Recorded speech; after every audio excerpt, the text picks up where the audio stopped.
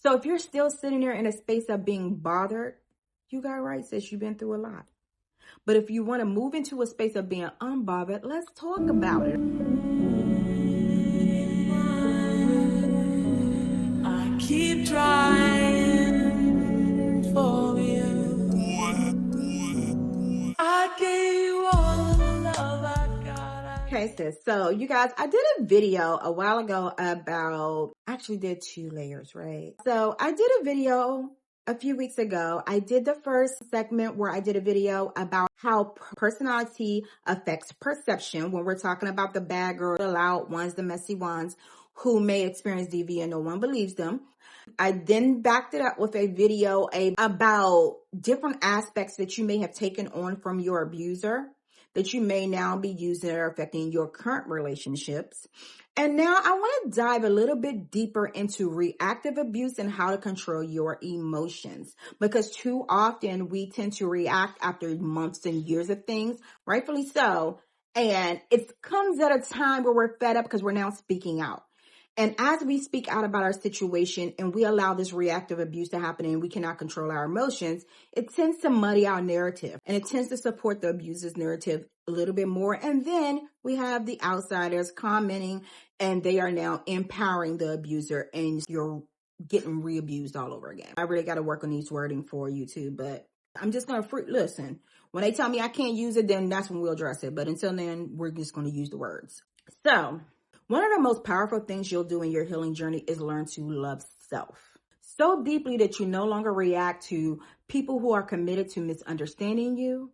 And that is the ultimate goal. However, you need to grow into that level of peace. And it does not happen overnight. It takes work. So if you're still sitting there in a space of being bothered, you got right, sis. You've been through a lot.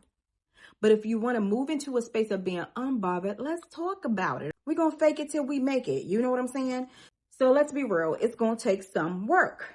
And until we reach that level of unbothered peace, we need to talk about something crucial. Reactive abuse and how to control your emotions. This will not only protect you, but completely debunk any narrative your abuser wants to put out about you.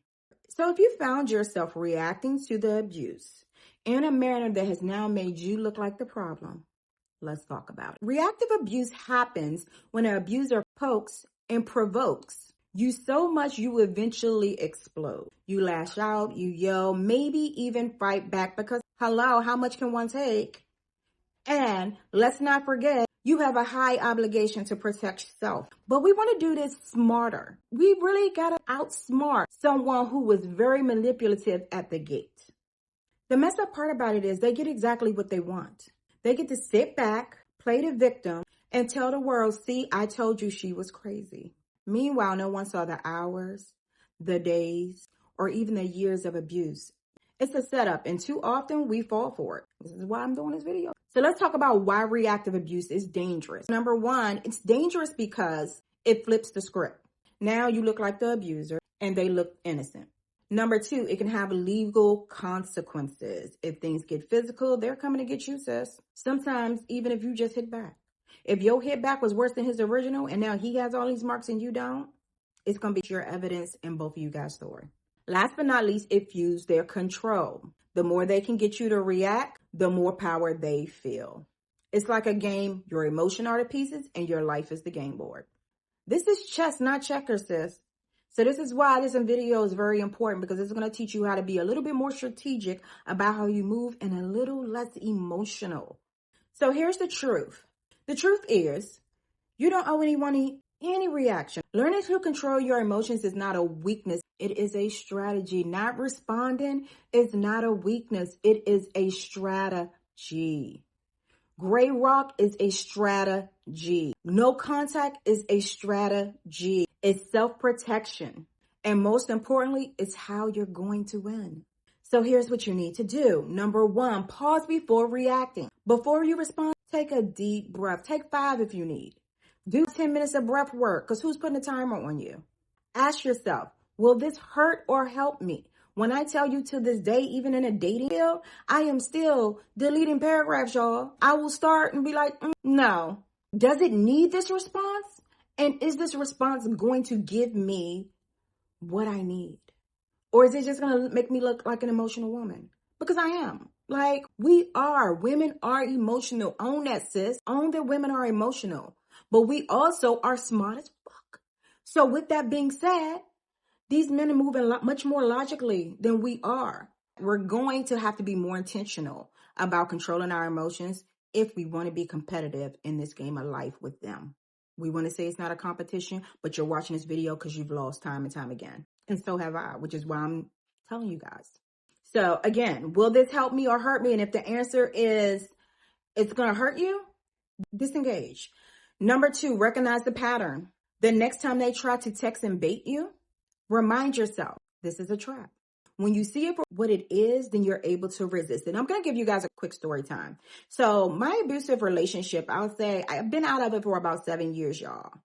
And the last message I've gotten from this man was a little over a year and a half ago. So out of it, but still having to deal with straggling emotions from it, right?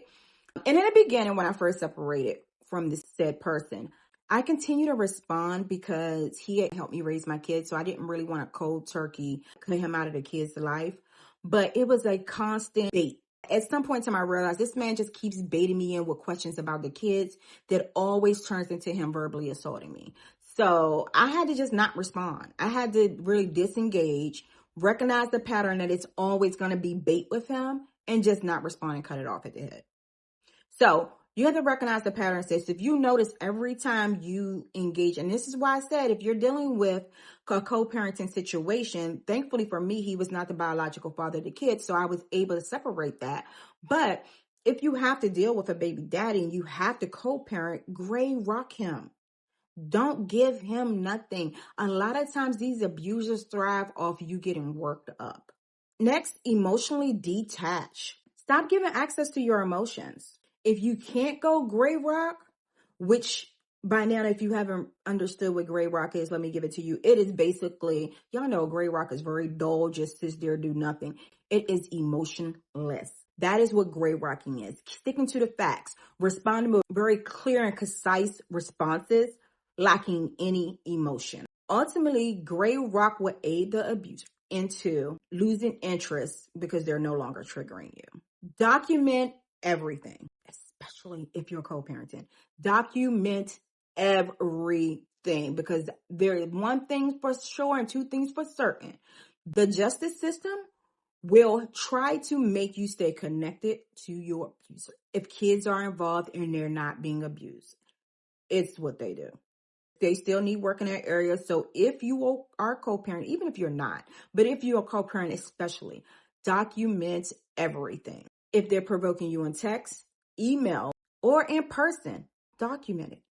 I'm going to tell y'all, it's been times I hit that recorder on my phone. Y'all know the little voice memo? Yes. I have voice memos for days, y'all. Let me see if I can put it up. I have voice memos for days, which also tells me what days that I was actually going through this.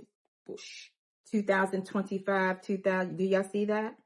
2015. Boy, because I hit record when I felt the situation getting ready to escalate. When you're in it, oh yeah, we finna go there. He getting started. We finna go there. And I would hit voice record.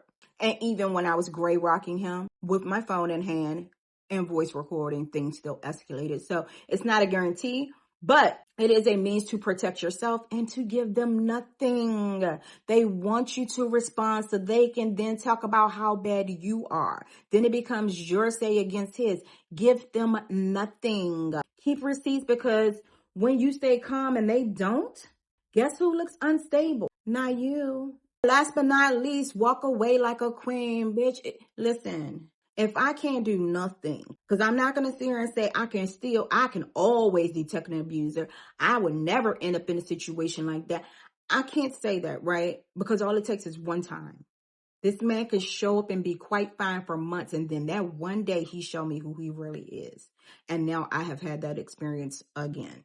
A lot of times there are red flags beforehand, but there are some times they might be new red flags I ain't know about. Dang. You know what I'm saying? Or maybe it's just really like that day he's fed up and can't control himself.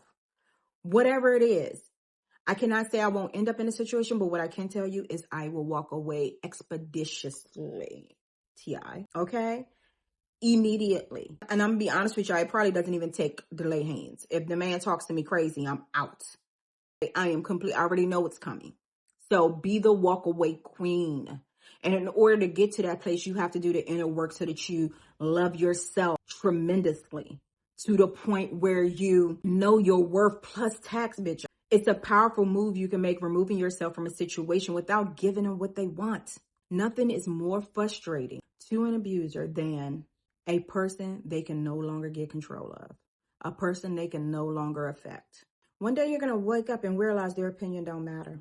You won't feel like you need to defend yourself, react, or prove anything. Until then, protect your peace, control your emotions. Let your silence speak louder than any words ever could.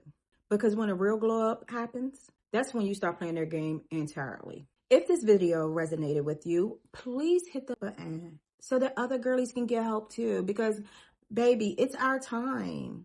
It is time for you to know what a healthy love feels like. It's been time for you to know what a healthy love feels like. And it starts with self. It starts with you getting used to what a healthy love feels like. So until next time, like that video, y'all. Like the video, subscribe to the channel so that we can build a little community here. And hit that notification bell so that you don't miss any of my other videos coming out. Until next time, love yourself, protect your energy, and deal with life's bullshit with grace and gratitude, girl. Love ya.